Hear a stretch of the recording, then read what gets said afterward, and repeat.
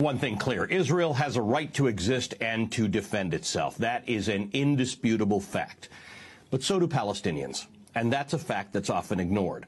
Palestinians are, at best, third-class citizens in the nation of their birth. The idea that it's even remotely controversial to call what Israel has imposed on Palestinians a form of apartheid is laughable.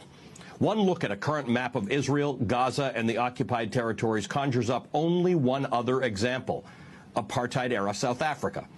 The Israeli government, on an ongoing basis, declares parcels of land on which Palestinians live to be either of military or archaeological importance, causing residents to be evicted. Sometimes there's a court case, and almost always the Palestinians lose. Yet months or weeks later, that same important land suddenly becomes home to a brand new Israeli settlement.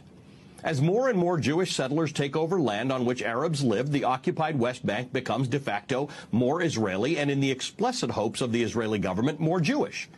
This is a long-standing attempt and a deliberate attempt to force Arabs who have lived in that land, sometimes for hundreds of years, out.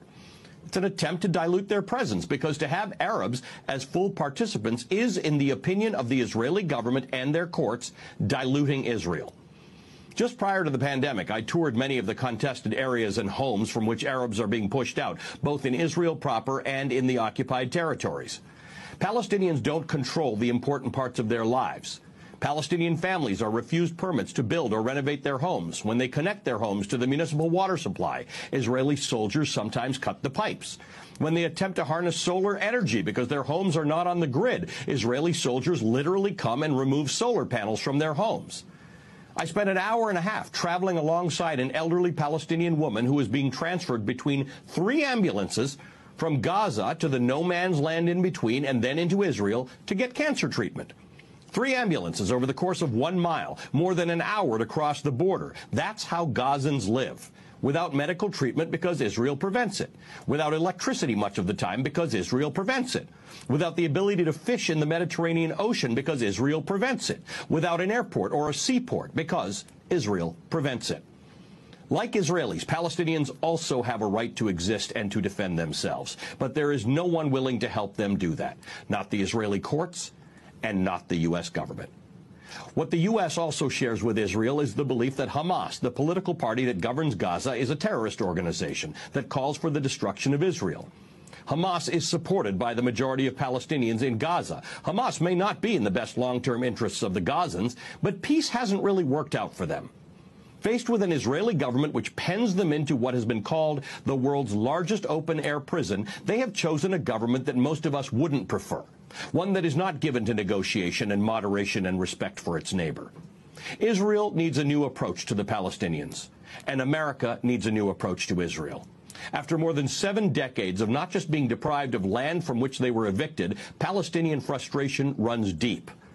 It may be worth going deeper than what you may hear inside your bubble and understanding the depth to which the Palestinian people are subject to apartheid in their own land, deprived of basic necessities, and subject to relentless civil rights violations.